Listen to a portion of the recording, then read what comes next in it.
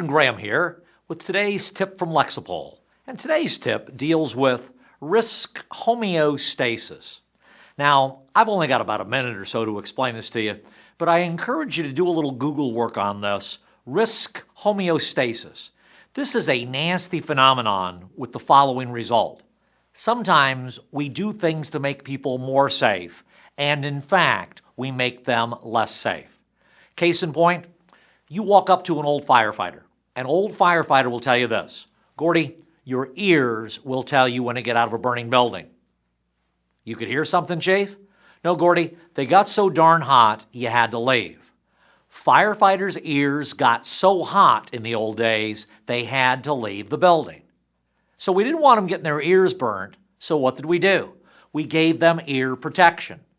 We wanted to make them more safe.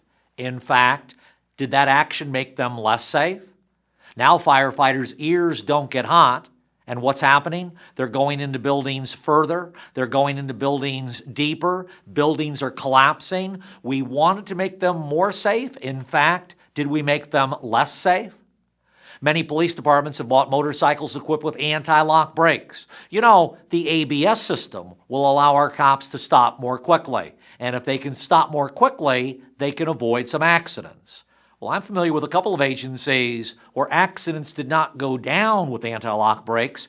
In fact, they went up. Once cops figure out, hey, we can stop quicker, what do they start doing? Driving faster? Risk homeostasis. I could draw similar analogies with the nice radios we have today and some of our protective equipment. Here's a hint for you. Please be aware of the phenomenon known as risk homeostasis. And when you're doing things to make yourself or your team safer, please make sure that, in fact, it doesn't make you less safe. And that is today's tip from Lexipol. Gordon Graham signing off.